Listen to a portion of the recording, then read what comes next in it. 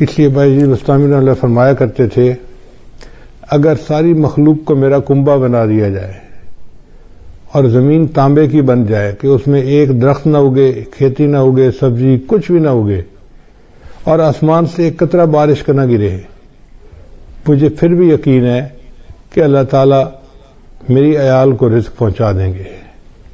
اللہ تعالیٰ وہ ذات ہے جو انسانوں کو، حیوانوں کو، پرندوں کو، چرندوں کو، کیڑے مکوڑوں کو، ہر کسی کو رزق پہنچاتا ہے، حتیٰ کہ بند پتھر کے اندر کچھ کیڑے ہوتے ہیں ان کیڑوں کو بھی اللہ روزی پہنچاتا ہے۔ تو نے پتھر میں کیڑے کو پالا، خشک مٹی سے سبزہ نکالا۔ تو نے پتھر میں کیڑے کو پالا، خشک مٹی سے سبزہ نکالا، یہ تیرا ہے جہاں یہ زمین آسماں اے خدایا، کس نے تیری حقیقت کو پایا۔ ہمارے اکابری نے لکھا ہے کہ رزق کے کھلنے کے 16 دروازے ہیں، 16 کنجیاں ہیں جن سے رزق کے دروازے کھلتے ہیں۔ پہلی کنجی ہے نماز، کہ انسان اہتمام کے ساتھ، خشوع خضوع کے ساتھ نماز ادا کرے۔ اللہ تعالیٰ فرماتے ہیں وَأْمُرْ أَهْلَكَ بِالصَّلَاةِ وَاصْطَبِرْ عَلَيْهَا لَا نَسْأَلُكَ رِزْقًا نَحْنُ نَرْزُقُكَ، کہ تم نماز ادا کرو، ہم تو اس سے روزی کمانا نہیں چاہتے، روزی تو ہم تمہیں دیں گے، ہماری روزی ہے اللہ کے پاس۔ وَفِي السَّمَاءِ رِزْقُكُمْ، اے میرے بندو تمہارا رزق تو آسمانوں میں ہے، اور اللہ جتنا چاہتے ہیں اتنا اپنے بندوں کو عطا فرما دیتے ہیں۔ تو سب سے پہلا عمل ہو گیا کہ انسان نماز کو اہتمام کے ساتھ ادا کرے۔ آج ہم نماز تو پڑھتے ہیں مگر جیسے مرغا ٹکریں لگا رہا ہوتا ہے، ہم بھی اسی طرح اٹھک بیٹھک کر رہے ہوتے ہیں، دل دماغ کہیں اور پہنچا ہوا ہوتا ہے، جس کی وجہ سے نماز کی برکتیں سامنے نہیں آتی۔ دوسرا رزق کا دروازہ ہے استغفار کی کثرت کرنا۔ چنانچہ اللہ تعالی ارشاد فرماتے ہیں استغفروا ربکم انہ کان غفارا، اپنے رب کے سامنے استغفار کرو، اللہ گناہوں کو معاف کرنے والا ہے۔ اور حدیث پاک میں آتا ہے من استر من الاستغفار، جو بندہ استغفار کی کثرت کرتا ہے جعل اللہ لہ من کل ہم فرجا، اللہ تعالیٰ اس کے لیے ہر مشکل میں آسانی کر دیتا ہے، ومن ضیق فرجا، اور ہر مشکل کو آسان کر دیتا ہے، ورزقہ من حیث لا یحتسب، اور اسے ایسی طرف سے رزق دیتا ہے کہ جس کا اس کو گمان بھی نہیں ہوتا۔ تو گویا استغفار کے زیادہ کرنے سے اللہ تعالیٰ بندے کو رزق ایسی طرف سے دیتے ہیں جس کا اس کو گمان ہی نہیں ہوتا، اور اس کے رزق کی پریشانی کو دور کر دیتے ہیں۔ پھر تیسرا رزق کا دروازہ ہے اللہ کے راستے میں خرچ کرنا، اس کو کہتے ہیں انفاق فی سبیل اللہ۔ اس لیے کہ جو بندہ اللہ کے راستے میں خرچ کرتا ہے اللہ تعالیٰ اس کو واپس لوٹاتے ہیں۔ اللہ تعالیٰ فرماتے ہیں وما انفقتم من شیء فهو یخلفہ، تم اللہ کے راستے میں جو خرچ کرو گے وہ اللہ تمہیں اس کا بدلہ دے گا۔ ہم 1 روپیہ خرچ کرتے ہیں، اللہ ہمیں اس کے بدلے 10 عطا فرماتے ہیں، 20 عطا فرماتے ہیں، 70 عطا فرماتے ہیں، حتیٰ کہ کئی مرتبہ 1 کے بدلے 700 عطا فرماتے ہیں۔ لوگ کہتے ہیں جی کہ ہم کہاں سے پیسہ دیں، ہماری تو ضرورتیں پوری نہیں ہوتی۔ بھائی ضروری نہیں کہ انسان لاکھوں دے، جتنا بھی غریب آدمی ہے 5-10 روپے خرچ کرنا تو کوئی مشکل کام نہیں ہوتا۔ تو ہمیں چاہیے کہ ہم مسکینوں پہ، فقیروں میں خرچ کریں، یا مدارس کے جو طلباء ہیں ان کے لیے مطبخ میں خرچ کریں۔ چونکہ ہم اللہ کے راستے میں خرچ کریں گے تو اللہ تعالیٰ اس قرض حسنہ کو واپس لوٹا کر رہیں گے اور کئی گنا کر کے لوٹائیں گے۔ تو دیکھنے میں ہم 1 دے رہے ہوں گے اور دوسری طرف سے 10 ہماری جیب میں واپس آ رہے ہوں گے، مگر یہ نفع کا کاروبار ہر بندے کو کرنا نہیں آتا، لوگ پریشان ہو جاتے ہیں۔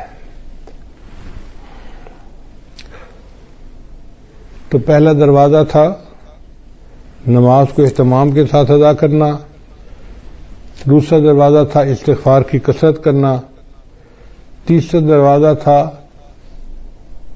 کہ اللہ کے راستے میں اپنے مال کو خرچ کرنا، اور چوتھا دروازہ ہے دین کے لیے ہجرت کرنا۔ جیسے بعض لوگ سعودی عرب چلے جاتے ہیں یا ایک شہر سے دوسرے شہر چلے جاتے ہیں تو ان کے کام کاروبار میں برکت آ جاتی ہے، لیکن جن لوگوں کو اللہ نے وطن کی روزی دی ہوئی ہے وہ خوش نصیب ہیں، وہ اللہ کی اس نعمت کا شکر ادا کریں۔ ہر بندے کو یہ نعمت نصیب نہیں ہوتی۔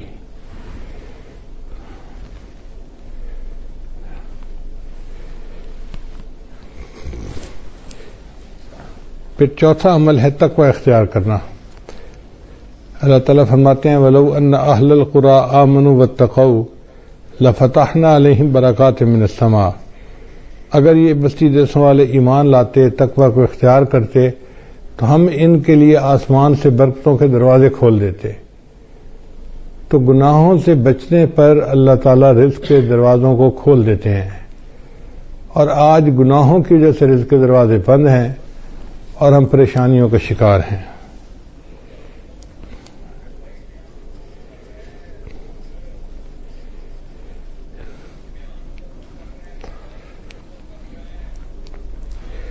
پھر پانچواں عمل جو رزق کے دروازے کھولتا ہے وہ ہے عبادت کی کثرت کرنا۔ حدیث مبارکہ ہے، اللہ تعالیٰ ارشاد فرماتے ہیں، یہ حدیث قدسی ہے، ابن آدم، اے آدم کے بیٹے، تفرغ لعبادتی، میری عبادت کے لیے تو فارغ ہو جا، املا صدرک انی واسد فقرک، املا صدرک غنن، میں تیرے سینے کو غنا سے بھر دوں گا اور تیرے فقر کو ختم کر دوں گا۔ تو دیکھیں عبادت کرنے سے اللہ تعالیٰ سینے میں بے نیازی ڈال دیتے ہیں اور بندے کے فقر کو ختم کر دیتے ہیں۔ اس لیے اللہ کا ذکر کثرت سے کرنا، قرآن پاک کی تلاوت کرنا، نیکی کرنا، یہ انسان کے رزق میں برکت کا دروازہ ہے۔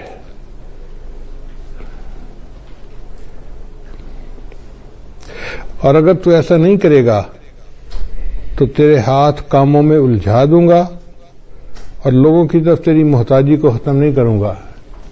دیکھو کیسی عجیب بات کہی ہے کہ میں تیرے ہاتھ کو کاموں میں الجھا دوں گا، ویسے تو بڑا مصروف نظر آئے گا، یہ کر رہا ہوں، یہ دے رہا ہوں، یہ لے رہا ہوں، یہ فائل آ رہی ہے، یہ جا رہی ہے، یہ آرڈر ہے، یہ فلاں ہے، ہاتھ تیرے کام میں الجھے ہوں گے، مگر تیرا فقر ختم نہیں ہوگا، تنگدستی ختم نہیں ہوگی۔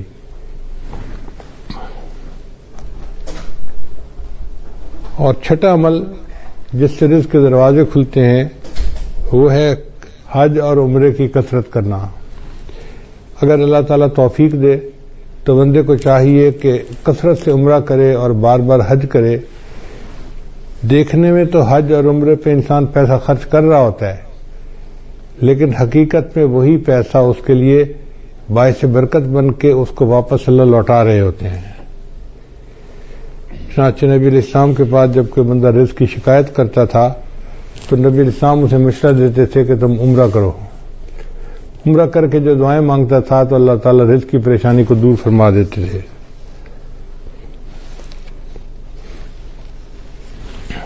ساتواں عمل جس سے رزق کے دروازے کھلتے ہیں اس کو کہتے ہیں صلہ رحمی۔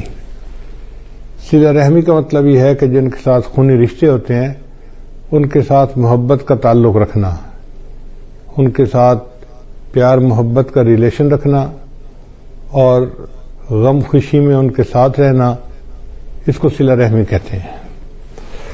چنانچہ جو بندہ صلہ رحمی کرتا ہے اللہ تعالیٰ اس کو دو نعمتیں عطا فرماتے ہیں۔ حدیث پاک میں ہے من احب ان یزاد فی عمرہ، جو بندہ اس بات کو پسند کرتا ہے کہ اس کی عمر کے اندر زیادتی ہو، یعنی لمبی عمر ہو، فیزاد فی رزق ہی، اور اس کے رزق میں زیادتی ہو، برکت ہو، فَلْيَصِلْ رَحِمَهُ، اس کو چاہیے کہ صلہ رحمی کو زیادہ کرے۔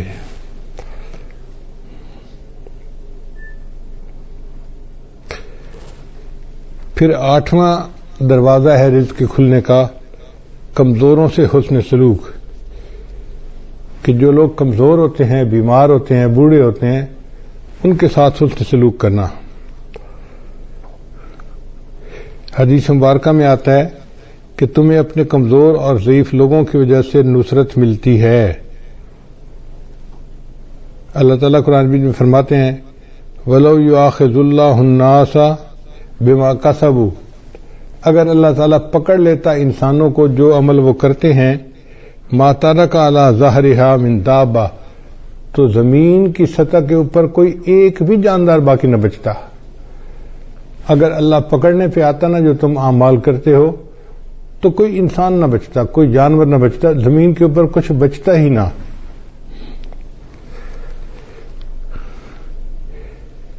تو اللہ تعالیٰ ہمیں جو رزق دیتے ہیں وہ چھوٹے بچوں کی وجہ سے، بوڑھوں کی وجہ سے، بیماروں کی وجہ سے، عورتوں کی وجہ سے دیتے ہیں، مہمانوں کی وجہ سے دیتے ہیں۔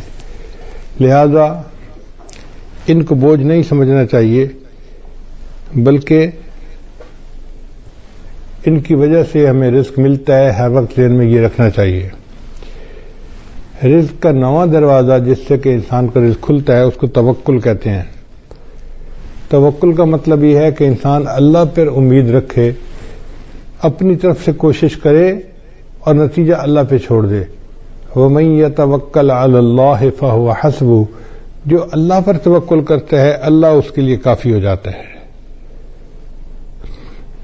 حدیث مبارکہ میں آئے لو انکم توکلون علی اللہ حق توکلہ، اگر تم توکل کرتے جیسے کہ اللہ پہ توکل کرنی چاہیے،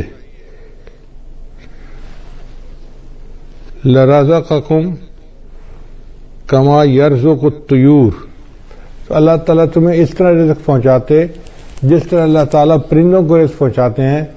وہ صبح اپنے گھونسلے سے خالی پیٹ نکلتے ہیں اور شام کو اپنے گھونسلے میں پیٹ بھرے واپس آتے ہیں۔ انسان کا معاملہ الٹ ہے، بیچارہ گھر سے پیٹ بھر کے نکلتا ہے اور شام کو خالی پیٹ گھر واپس آتا ہے۔ اور پرندوں کا معاملہ دیکھو کہ وہ خالی پیٹ گھر سے نکلتے ہیں اور اللہ ان کو پیٹ بھر کے رات کو واپس گھر پہنچاتے ہیں، جبکہ پرندے اپنے لیے کوئی چیز جمع بھی نہیں کر سکتے۔ کوئی پرندہ آپ نے ایسا نہیں دیکھا ہوگا جو سال کی روزی جمع کر لے، انسان جمع بھی کر لیتا ہے، پھر اس کا یہ حال ہے۔ اور پھر جانوروں کا رزق بھی بہت ہوتا ہے۔ آپ اگر غور کریں تو ایک ہاتھی دن میں کتنا چارہ کھاتا ہوگا؟ ہمارے حساب سے منوں کے حساب سے، ٹنوں کے حساب سے کھاتا ہوگا۔ اس کا وزن ہی اتنا ہے، اور ہم نے جہاں بھی جنگل میں ہاتھی دیکھا اس کو ہر وقت چرتے ہوئے دیکھا۔ تو جو ٹنوں کے حساب سے کھانا کھاتے ہیں ان کے پیٹ اللہ بھر دیتے ہیں، اور انسان بیچارہ کتنا کھا لیتا ہے؟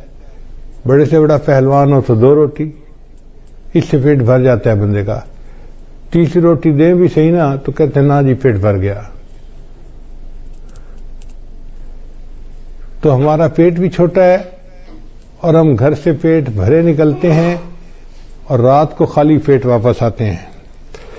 بہتر ہے کہ ہم اللہ تعالیٰ کے اوپر توکل کریں، تو پھر دیکھیں کہ اس کی برکتیں کتنی ہوں گی۔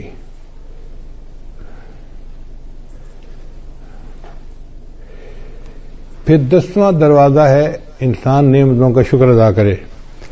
اللہ تعالیٰ فرماتے ہیں لئن شکرتم لازیدنکم، اگر تم شکر ادا کرو گے ہم اپنی نعمتیں تم پر اور زیادہ کریں گے۔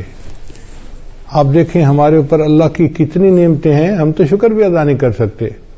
الحمدللہ ثم الحمدللہ کہ گھروں میں کھانا کھانے بیٹھتے ہیں تو 1 سالن 2 سالن تو معمول کی بات ہے۔ کبھی گوشت پکا ہوتا ہے، کبھی دال پکی ہوتی ہے، کبھی روٹی بنی ہوتی ہے، کبھی چاول بنے ہوتے ہیں۔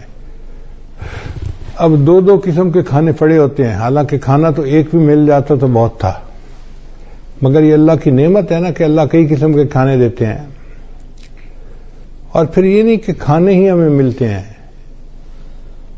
کھانے کے علاوہ وافر کھانے ہوتے ہیں۔ چنانچہ میں نے دیکھا ہے کہ کہ ہمارے پاس کئی دفعہ 8-10 مہمان آ جاتے ہیں نا، تو مجھے صرف اندر پیغام بھیجنا پڑتا ہے جی کہ مہمان ہیں، کوئی کھانے کے لیے تردد نہیں کرنا پڑتا.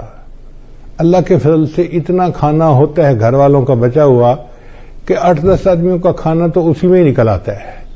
یہ اللہ کا کتنا بڑا کرم ہے، کتنا بڑا فضل ہے. ہم اللہ کی اس نعمت کا شکریہ ادا نہیں کر سکتے.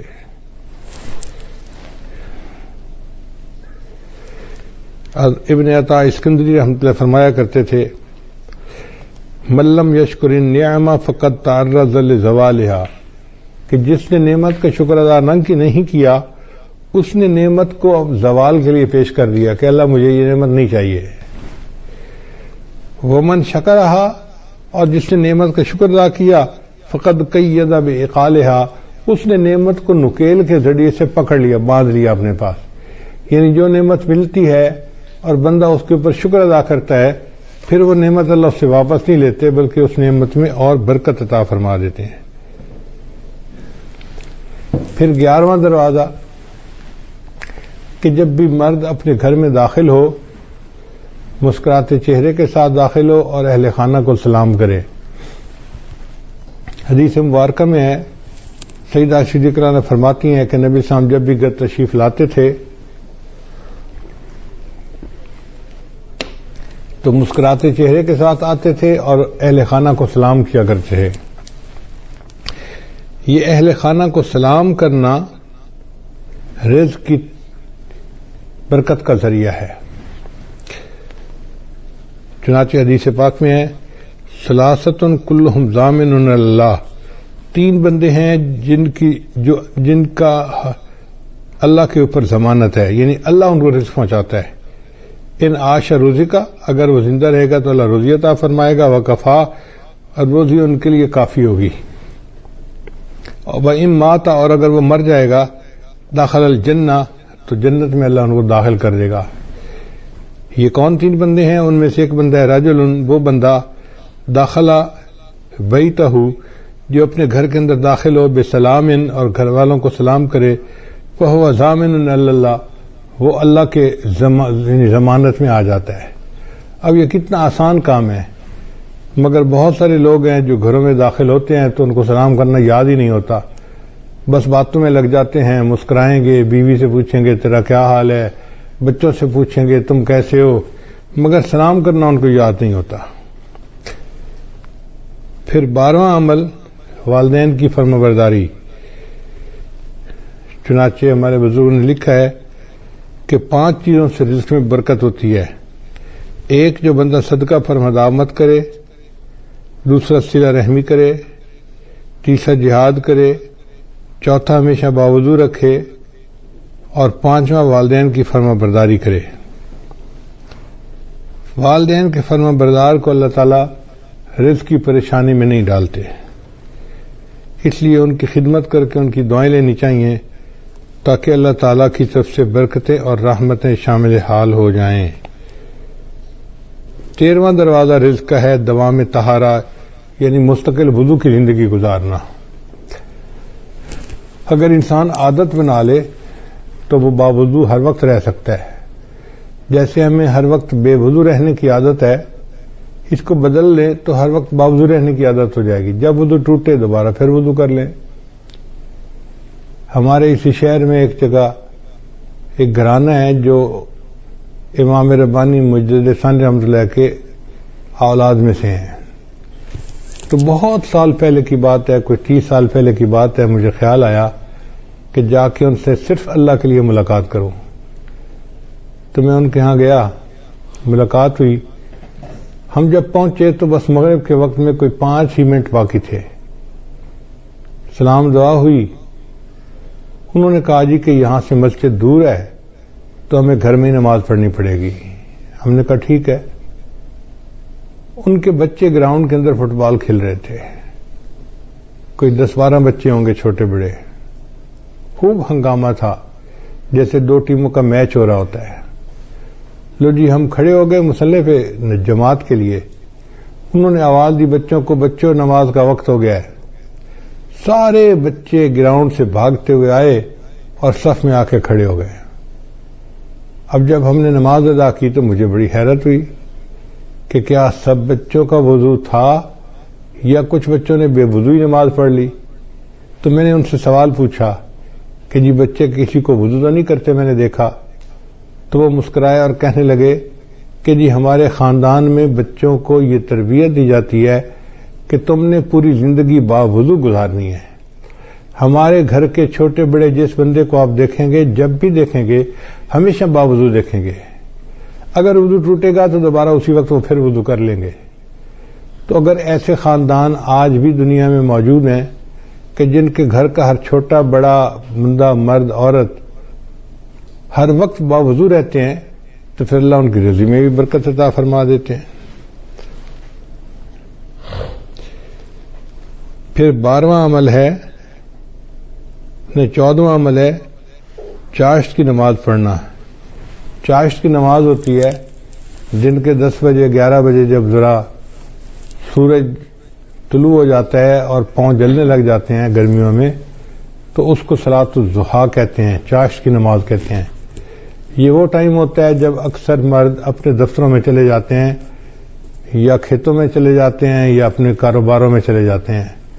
اس وقت جو عورتیں اپنے خامدوں کو کاروبار پہ بھیج کے پیچھے مصلے پہ بیٹھتی ہیں اور نفل پڑھتی ہیں اس میں اللہ نے رزق کی برکت رکھی ہے. اب کتنی عورتیں ہیں جو رزق میں کمی کے شکوے تو کرتی ہیں لیکن وہ چاشت کی نماز نہیں پڑھتی کہ محنت کرنے کے لیے تو میرا خامد نکل گیا, پسینہ تو وہ بہائے گا. اب اللہ کرے کہ اس کے رزق میں برکت ہو جائے اور ہمیں اللہ تعالیٰ رزق میں آسانی فرما دے. تو یہ نماز پابندی کے ساتھ پڑھنے کی ضرورت ہے. ہمارے بزرگوں نے لکھا ہے کہ جو بندہ چاشت کے وقت نماز نہ پڑھ سکتا ہو دفتر کی وجہ سے یا کاروبار کی وجہ سے یا دکان کی وجہ سے, اس کو چاہیے کہ سورج نکلنے کے چند منٹ بعد جو اشراق کی نماز پڑھتے ہیں تو 2 رکعت اشراق کی نیت سے پڑھ لے اور 2 رکعت چاشت کی نیت سے اسی وقت پڑھ لے تو اس کی چاشت کی نماز ہو جائے گی. تو معمول بنا لینا چاہیے کہ چاشت کی نماز دفتر جانے سے پہلے پڑھ کے ہی جائیں. پھر 15واں عمل جس سے انسان اللہ تعالیٰ رزق کے دروازے کھولتے ہیں وہ ہے سورہ واقعہ کو پابندی کے ساتھ پڑھنا. حدیث مبارکہ میں آتا ہے من قرأ سورۃ الواقعہ کل لیلۃ, جس نے ہر رات میں سورہ واقعہ کو پڑھا لم تصبہ فاقۃ ابدا, اس کو کبھی فاقہ نہیں پہنچتا. عبداللہ بن مسعود رضی اللہ عنہ ایک بڑے مفتی قسم کے صحابی تھے, وہ بیمار ہو گئے. حضرت عثمان غنی امیر المومنین تھے, وہ ان کو ملنے کے لیے آئے. اللہ تعالی نے عثمان غنی رضی اللہ عنہ کو مال پیسہ بھی بہت دیا تھا تو انہوں نے بات چھیڑی اور بات کرتے ہوئے کہا کہ عبداللہ بن مسعود آپ کی بیٹیاں ہی بیٹیاں ہیں, بیٹا کوئی نہیں, تو میرا دل چاہتا ہے کہ میں آپ کو بہت سارا مال ہدیہ دے دوں. یعنی میں اپنی طرف سے بتا رہا ہوں کہ جیسے میں آپ کو 5 لاکھ دینار یا درہم ہدیہ دینا چاہتا ہوں. تو انہوں نے انکار کر دیا, نہیں مجھے نہیں چاہیے. تو عثمان غنی اللہ نے فرمایا کہ آپ کی بیٹیاں ہیں, آپ کو تو پیسے کی ضرورت ہے. ان کا بیٹیاں تو ہیں مگر میں نے اپنی سب بیٹیوں کو سورہ واقعہ یاد کروا دی ہے اور میں نے ان کو بتا دیا ہے کہ مغرب کے بعد سورہ واقعہ پڑھ لیا کرو. نبی علیہ السلام نے فرمایا جو بندہ ہر رات میں سورہ واقعہ پڑھ لیتا ہے اللہ اس کو فاقے سے محفوظ فرما لیتے ہیں. یعنی ان صحابہ کا اتنا یقین پکا تھا کہ انہوں نے 4-5 لاکھ ریال ہدیہ لینے کے بجائے سورہ واقعہ کے اوپر زیادہ جو ہے نا بھروسہ کیا کہ اللہ تعالیٰ میری بچیوں کو فاقے سے بچائے گا. پھر 16واں عمل ہے دعا کرنا. تو ہمیں چاہیے کہ ہم رزق کی برکت کے لیے دعا بھی کریں. جیسے آج کی رات قبولیت دعا کی رات ہے اور اب سے لے کے جو آگے وقت آ رہا ہے یہ سب قبولیت دعا کا وقت ہے. یہ رزق کی جو فہرستیں ہیں یہ اب سے بننا شروع ہوتی ہیں اور یہ بنتی رہتی ہیں بنتی رہتی ہیں بنتی رہتی ہیں حتیٰ کہ 27 رمضان مبارک کو یہ فہرستیں اللہ تعالیٰ فرشتوں کو ہینڈ اوور کر دیتے ہیں ایگزیکیوشن کے لیے, عمل درآمد کے لیے. تو ہمارے پاس آج کی رات سے لے کے 27 رمضان تک کا وقت ہے. اس دوران ہم اللہ کو منائیں, اس کے سامنے روئیں, اس سے رزق مانگیں, اس سے صحت مانگیں, جو مانگنا ہے مانگیں. اللہ کے در میں کسی چیز کی کمی نہیں.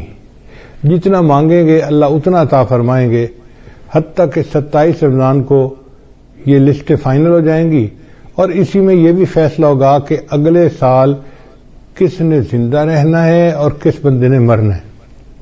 زندگی اور موت کے فیصلے بھی اس بجٹ میں شامل ہیں، جیسے رزق کے فیصلے شامل ہیں. تو ہم اللہ تعالیٰ سے دعا مانگیں آج رات بھی اور آئندہ بھی.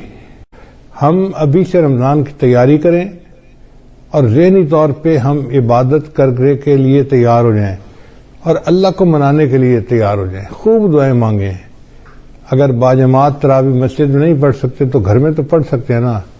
مسجدوں کی عمارتیں بند ہوئی ہیں، اعمال بند نہیں ہوئے. اعمال تو ہم کر سکتے ہیں، تو ہم تلاوت کریں، نمازیں پڑھیں، گھر کے اندر مجالس کریں اور اللہ تعالیٰ سے دعائیں کریں خوب ڈٹ کے. جتنا مانگیں گے اتنا ہی اللہ تعالیٰ ہمیں عطا فرما دیں گے. تو یہ 16 دروازے ہیں رزق کے کھلنے کے.